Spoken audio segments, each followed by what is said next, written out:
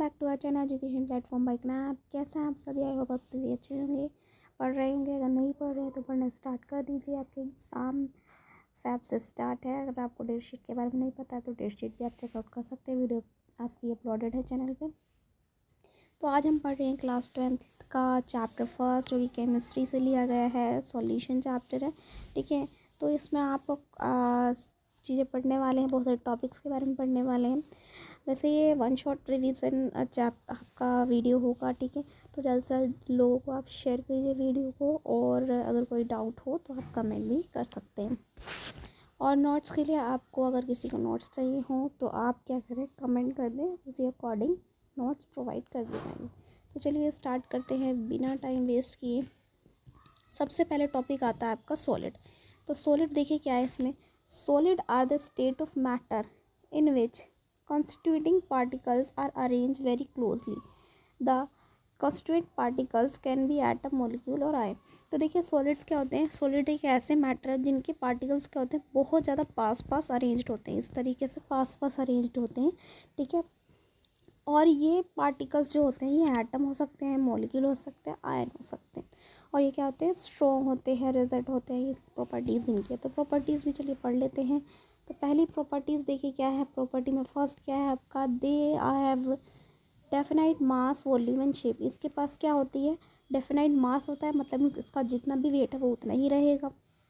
Volume भी इसका same होता है, और शेप भी इसकी डेफिनाइट होती है। मतलब अगर क्यूब्स में है तो क्यूब में ही रहेगा। ये नहीं कि आपके मिक्स करने से ऐसे ये चेंज हो जाएगा। बहुत सारे सॉलिड को अगर मिक्स कर देंगे आप, थोड़ी ना उसकी शेप चेंज होगी, नहीं होगी ना, तो ये फिक्स शेप्ड होती है।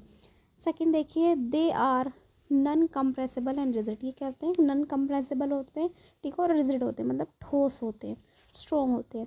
थर्ड देखिए, intermolecular distance are very short and hence the intermolecular force are strong. तो अब देखिए जो ये दो पार्टिकल हैं आपके,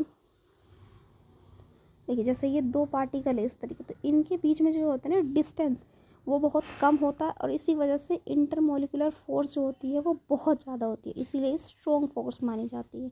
ठीक है, नेक्स्ट देखिए, their constituent particle have definite position, and can only oscillate after their mean position. तो देखिए ये जो होते हैं आपके सॉलिड्स, ये क्या होते हैं, अपनी फिक्स पोजीशन पे रहते हैं।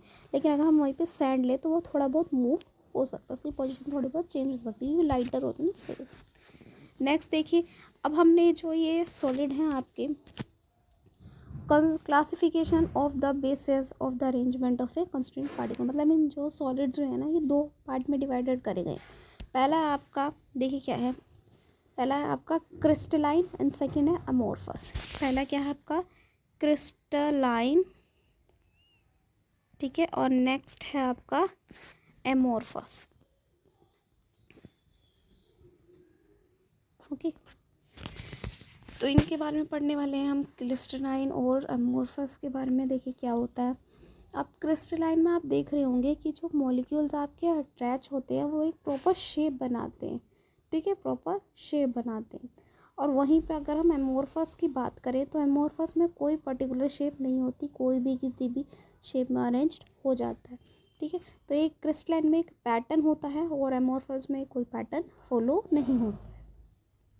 अब प्रॉपर्टीज़ देख लेते हैं। प्रॉपर्टीज़ ऑफ क्रिस्टलाइंस देख लेते हैं क्या होता है क्रिस्टलाइन सॉलिड की प्रॉपर्टी।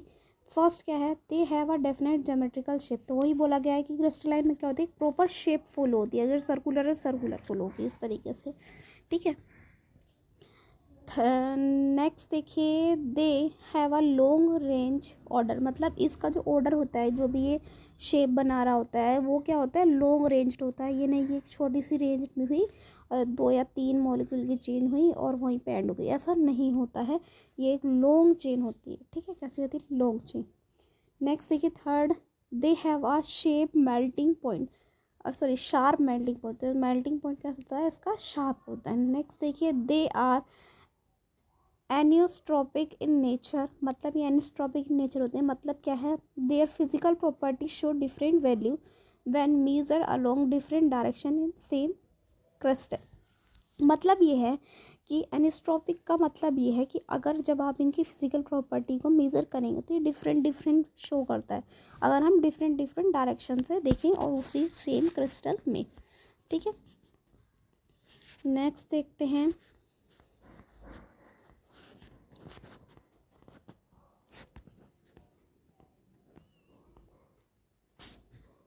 ये देखिए, they have a definite and characterized heat of fusion. तो आपको डेफिनाइट और हीट ऑफ फ्यूजन जो होता है कैरेक्टराइज किया गया है इसमें, किसमें, crystalline. They are called the true solids, इन्हें ट्रू सॉलिड्स भी बोला गया है। Secondly, when cut with a sharp edge tool, अगर हम इसे शार्प एज टूल से कट करें, मतलब क्रिस्टलाइन मॉलिक्यूल कोई भी फॉर्म दिया हुआ है उसे अगर शार्प एज मतलब बहुत ज़्यादा अच्छे वाले नाइफ से या फिर अच्छे वाले शार्प चीज़ से किसी टूल से कट करते हैं तो क्या होगा, they split into a two pieces and hence newly generate surface are plane and smooth.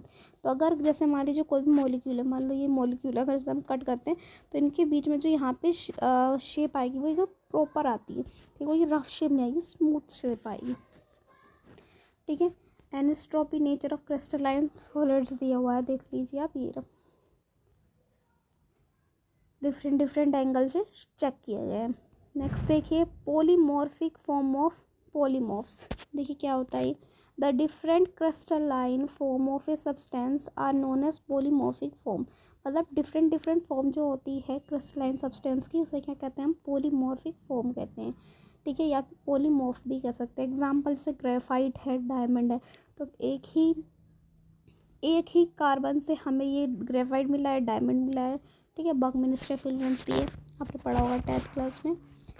अब देखिए, अमोर्फस सॉलिड्स जो होते हैं उनकी कैरेक्टरिस्टिक्स देखते हैं। फर्स्ट क्या है, दे हैव अ इरेगुलर शेप, तो इसकी कोई शेप नहीं होती, कोई बड़ा होता है कोई छोटा होता है, कोई इरेगुलर शेप इसकी। ठीक है, नेक्स्ट वन देखिए क्या है, नेक्स्ट है आपका, दे have a short range order. तो ऑर्डर जिसका रेंज होता है वो बहुत छोटा होता है। ठीक है, तो शॉर्ट होता है रेंज। नेक्स्ट देखिए, they gradually soften over a range of a temperature. मतलब ये नॉर्मल से टेम्परेचर में भी क्या हो जाता है, सॉफ्टन हो जाता है, ढीला पड़ जाता है। मतलब नेक्स्ट देखिए, they are isotropic in nature. ये भी आइसोट्रॉपिक इन नेचर होते हैं, दैट इज कह सकते हैं आप physical property are the same in all direction. मतलब सॉरी, आइसोट्रॉपिक नेचर शो करता है, इसका मतलब ये कहना चाह रहे हैं कि फिजिकल प्रॉपर्टी जो होती है सेम, किसी भी डायरेक्शन से वो क्या होती है, सेम होती है।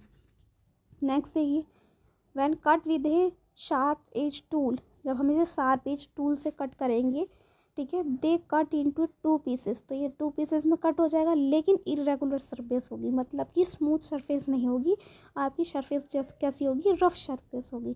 ठीक है, नेक्स्ट देखिए, they do not have definite heat of fusion. Heat of fusion इसकी डेफिनाइट नहीं होती है। Next, they are called pseudo solids और सूडो कोल्ड लिक्विड्स। तो इन्हें हम सूडो सॉलिड्स या फिर सुपर कोल्ड लिक्विड भी कह सकते हैं। क्यों कह सकते हैं, this is because they have tendency to flow through very slowly. क्योंकि इसके पास क्या होती है, ऐसी टेंडेंसी होती है कि ईजिली फ्लो कर सकता है।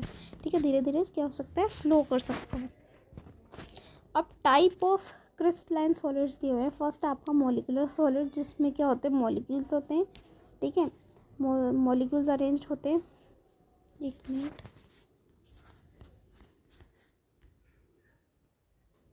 अब देखिए यहाँ पे कुछ दिया हुआ है, ये टेबल को आप समझेंगे थोड़ा सा। टाइप ऑफ सॉलिड्स दिए हुए हैं, तब टाइप ऑफ सॉलिड क्या हो सकते हैं, पोलर हो सकते हैं, नॉन पोलर हो सकते हैं, मतलब नॉन पोलर पोलर हो सकते हैं, या हाइड्रोजन बॉन्डेड हो सकते हैं। अब कॉन्स्टिट्यूएंट पार्टिकल्स वो मॉलिक्यूल से अटैच्ड हो सकते हैं। ठीक है, वही बोला है। अब बॉन्डिंग और कह सकते हैं अट्रैक्टिव फोर्स जो है वो क्या होती है, नॉन पोलर में कैसी होती है, डिस्पर्जन शो करता है या फिर लंडन फोर्स शो करता है। पोलर में देखा जाए तो डायपोल शो करता है, डायपोल डायपोल इंट्रैक्शन होता है। ठीक है, हाइड्रोजन बॉन्डेड में देखा जाए तो हाइड्रोजन से बॉन्ड शो होगा। इलेक्ट्रिकल कंडक्टिविटी देखा जाए तो नॉन पोलर में इंसुलर होता है, पोलर में इंसुलर होता है, और हाइड्रोजन में भी इंसुलर होता है। और अगर हम इनकी फिजिकल स्टेट देखें तो क्या होगा, नॉन पोलर हमारे क्या होंगे, सॉलिड होंगे, पोलर क्या होंगे, सॉफ्ट होंगे।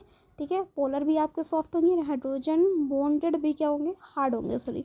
हाइड्रोजन बॉन्डेड कैसे होंगे, हार्ड होंगे। अब मेल्टिंग पॉइंट की बात करते हैं तो नॉन पोलर वाले क्या होंगे, वेरी सॉफ्ट होती है, ठीक है, मतलब वेरी लो होती है, बहुत कम होती है। नेक्स्ट पोलर की बात करें तो वो भी लो होती है। हाइड्रोजन बॉन्डेड की बात करें तो उसमें भी क्या होती है, लो होती है। मेल्टिंग पॉइंट तीनों में ही क्या होगी, कम होगी, ठीक है, तीनों में कम होगी। अगर एग्जाम्पल की बात करें नॉन पोलर में, देखिए तो दिया हुआ है ये आपके एग्जाम CCl4H2I2CO2, ठीक है। पोलर की बात करें तो HCl है आपके, SO2 है, ठीक है, सॉलिड फॉर्म में लिया है, ठीक है, NH3 है आपका। लास्ट वन देखिए हाइड्रोजन बॉन्डेड के एग्जांपल देखें तो आपका क्या है, वाटर H2O, या फिर देख सकते हैं फॉर्म ऑफ आइस दी हुई है, ठीक है। अब देखिए बी पार्ट है हमारा आयनिक सॉलिड्स। एक मिनट, आयनिक सॉलिड्स में देखिए इनमें क्या होंगे, कंस्टिट्यूएंट पार्टिकल्स क्या होंगे, आपके आयन्स होंगे। अगर हम बॉन्ड की बात करें तो क्या होगा, कोलम्बिक या इलेक्ट्रोस्टैटिक फोर्स होगा इसके अंदर। इलेक्ट्रिकल कंडक्टिविटी की बात करें तो इंसुलर होगा in solid state but conduct in molten state and in aqueous solution. मतलब अगर सॉलिड स्टेट में होता है तो इंसुलर कहलाएगा, वरना क्या होगा, इलेक्ट्रिकल कंडक्टिविटी शो किस में हो सकती है, मोल्टन स्टेट में और एक्वस सॉल्यूशन स्टेट में, मतलब लिक्विड फॉर्म में। फिजिकल नेचर की बात करें तो हार्ड एंड ब्रिटल होता है। मेल्टिंग पॉइंट की बात करें तो वो क्या होता है, हाई होता है। एग्जाम्पल देख सकते हैं CS, FeDu, ZnS, MgO, NaCl। Metallic solids की बात करते हैं, देखिए कंस्टिट्यूएंट पार्टिकल क्या होंगे, positive ion in C of delocalized electrons, मतलब इसमें इलेक्ट्रॉन्स प्रेजेंट होंगे, वो भी पॉजिटिव आयन होंगे, ठीक है, sorry positive ion in C of delocalized ion electrons होंगे, ठीक है। नेक्स्ट देखिए बॉन्डिंग एंड अट्रैक्टिव फोर्स की बात करें तो मेटालिक बॉन्डिंग होगी। इलेक्ट्रिकल कंडक्टिविटी की बात करें तो मोल्टन स्टेट हो या सॉलिड स्टेट, दोनों में ही कंडक्ट करेगा। फिजिकल नेचर की बात करें तो hard but malleable and ductile, hard होगा लेकिन मेलिएबल और डक्टिलिटी शो करेगा। आपने पढ़ा होगा मेलिएबल एंड डक्टिलिटी क्या होता है 10th क्लास में। मेल्टिंग पॉइंट की बात करें तो क्या होगा, फेयरली हाई होगा, मतलब थोड़ा सा ज़्यादा होगा, ठीक है। अब ये कुछ पॉइंट्स हमने पढ़ लिए हैं, अभी हमारे कुछ पॉइंट्स रहते हैं वो हम आगे पढ़ेंगे। ये कुछ पॉइंट्स और हैं। सॉलिड हमने जैसे कि पढ़ लिया है अभी, ठीक है। क्रिस्टलाइन अमोर्फस पढ़ लिया है।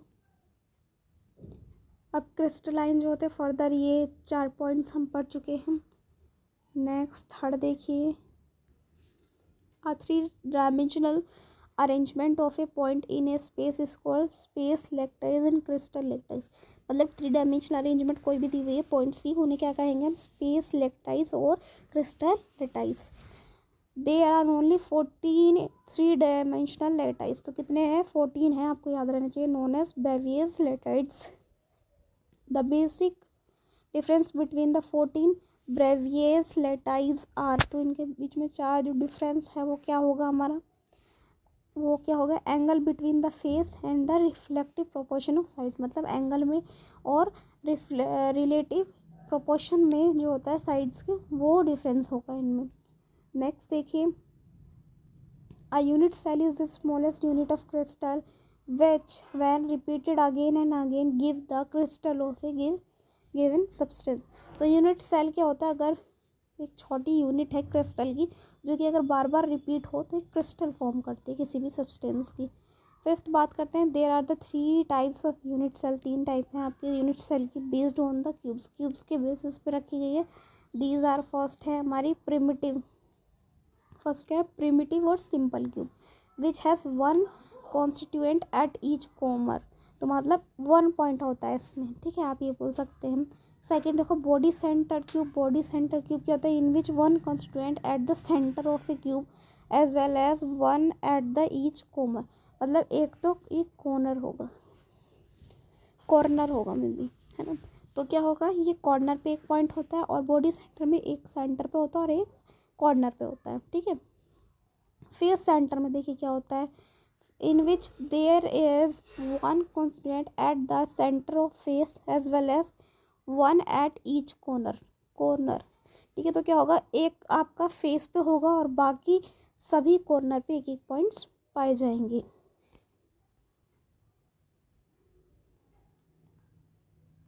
6 देखिए, a pure metal in a solid crystalline state is composed of atoms that are identical in shape and size। तो प्योर मेटल क्या होते हैं, जो सॉलिड्स में या सॉलिड क्रिस्टलाइन में देखा जाए तो वो क्या होते हैं, वन टाइप ऑफ एटम्स उसके अंदर होते हैं जो कि आइडेंटिकल का मतलब कि यहाँ पे ये कहने का मतलब है कि सबकी शेप और साइज क्या होंगे, सेम होंगे। The identical spheres can be packed in A number of पे। तो स्पेयर्स जो होते हैं वो क्या होते हैं, हम easily number nearest neighbour of an atom ion और a molecule is called its coordination number. तो नंबर ऑफ नेबर्स जो होते हैं या नियरेस्ट नेबर जो होते हैं किसी भी एटम आयन और मॉलिक्यूल में, उन्हें हम क्या कहते हैं, कोऑर्डिनेशन नंबर कहते हैं। 8 देखिए क्या है आपका, in the HCP and CCP structure में बात करें, about 74% of A available space is occupied by the sphere.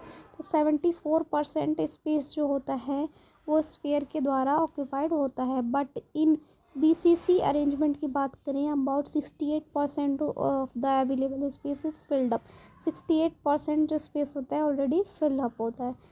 But in बात करें इन सिंपल क्यूबिक स्ट्रक्चर की बात करें, about 52% of it space available space is occupied.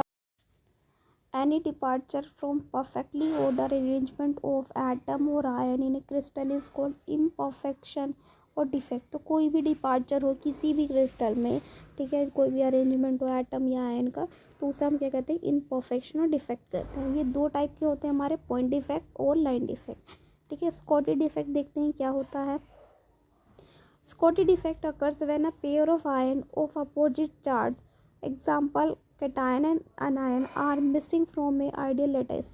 मतलब किसी भी लैटिस से अगर कोई भी एक पेयर हो, ठीक है, अपोजिट चार्ज का कैटायन या अनायन हो सकते हैं, उनमें से एक मिसिंग हो, तो उस टाइम के जो डिफेक्ट होता है उसे हम स्कॉटी डिफेक्ट कहते हैं। ठीक है, तो the presence of a large number of Schottky defect वहाँ पे हो जाता है, और उसकी वजह से क्या होता है, lower the density of crystal. तो उस टाइम पे क्या होता है, डेंसिटी उसकी कम हो जाती है। जैसे कि एग्जांपल दे सकते हैं आप AgBr।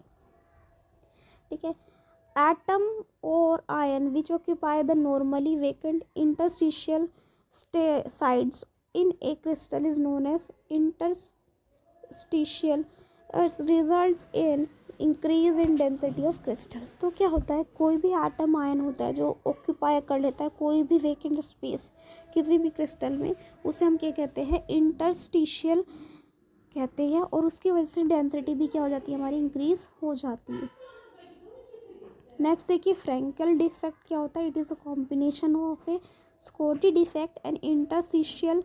ठीक है, तो इन दोनों का एक कॉम्बिनेशन है। It occurs when an ion leaves its position in a lattice. तो लैटिस में कोई आयन अपनी जगह छोड़ देता है, ऑक्यूपाई इन इंटरस्टिशियल साइड्स, और किसी भी साइड्स को क्या कर सकते, ऑक्यूपाई कर लेता है और उसमें एक गैप छोड़ देता है। ठीक, नॉन स्कीटियोमेट्रिक डिफेक्ट देखते हैं क्या होता है। Non stoichiometric defect are large number of inorganic solid in which the ratio of the number of atom of one kind to the number of atom of a other kind does not correspond to the ideal whole number ratio.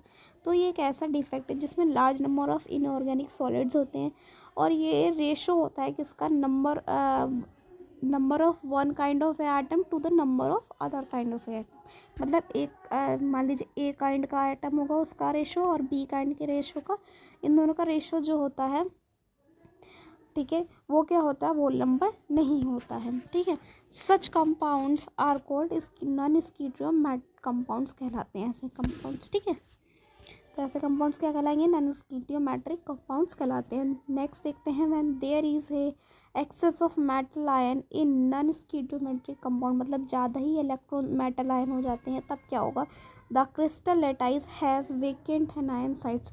तो उसमें क्या हो जाएंगी, vacant sides होंगी लेकिन अनायन sides होंगी। ठीक है, these sides are occupy by electron. ये किसके द्वारा ऑक्यूपाई की जाएंगी, इलेक्ट्रॉन इन स्पेस को ऑक्यूपाई कर लेगा। Then anion side occupied by electron are called F centre. तो जो ऑक्यूपाई करा है एनायन ने उसे हम क्या कहेंगे, F सेंटर कहेंगे। ठीक है, ये द है। नेक्स्ट देखिए, based on the electrical conductivity solids are classified as. तो सॉलिड्स हमारे 3 टाइप के होते हैं उनमें हमने इलेक्ट्रिकल कंडक्टिविटी के बेसिस पे 3 टाइप में डिवाइडेड करे हैं। फर्स्ट है कंडक्टर। कंडक्टर वो होता है जो अलो करता है क्या, करंट को, ठीक है, जो अपने अंदर क्या कराता है, अलो करता है करंट को, ठीक है। Insulator does not allow current, ठीक है, तो इसके अंदर करंट फ्लो नहीं हो सकता है, ठीक है, इसके अंदर करंट फ्लो नहीं हो सकता है। लेकिन सेमी कंडक्टर क्या करता है, वो उसके अंदर करंट तो फ्लो बहुत बहुत बहुत कम होता है, लेकिन एक तरीके से इंसुलेटर ही है, मतलब जिसमें करंट फ्लो बहुत ज़्यादा कम होता है, बहुत ज़्यादा कम, ठीक है। कंडक्टर में फ्लो होता है करंट, इंसुलेटर में नहीं होता है, और सेमी कंडक्टर बहुत कम होता है, ठीक है।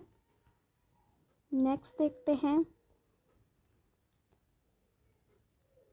Pure substance that show conducting behaviour like that of silicon and germanium are called intrinsic semiconductor.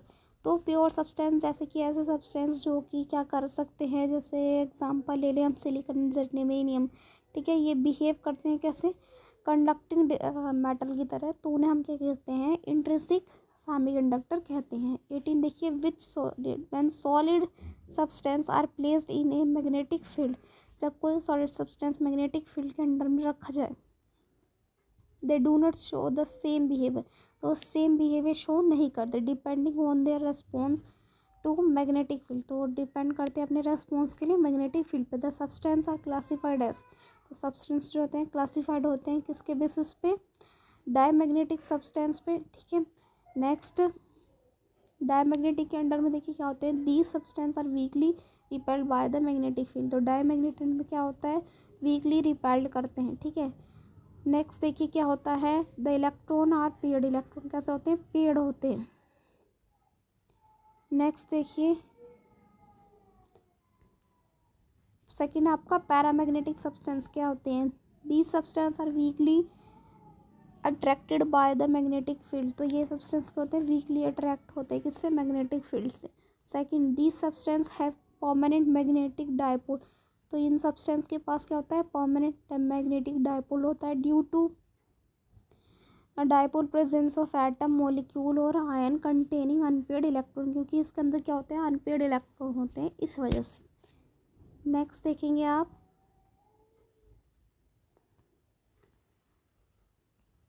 Next है आपका सब्सटेंस,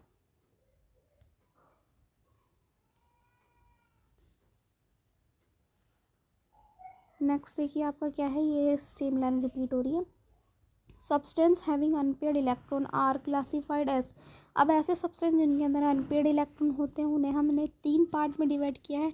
फर्स्ट है हमारा फेरोमैग्नेटिक सब्सटेंस, सेकंड है एंटी फेरोमैग्नेटिक सब्सटेंस, और लास्ट है हमारा फेरी मैग्नेटिक सब्सटेंस। तो देखिए इसमें क्या है, सारे ही इलेक्ट्रॉन्स जो होंगे वो अप डायरेक्शन में होंगे, एंटी फेरो में क्या होगा, एक पॉजिटिव नेगेटिव इस तरह अप डाउन में होगा, एंड फेरी मैग्नेटिक में 2 ऊपर की तरफ और फिर देन एक नीचे, फिर 2 ऊपर और एक नीचे, इस तरीके से ये पैटर्न फॉलो होगा। तो हमारा ये चैप्टर होता है कंप्लीट।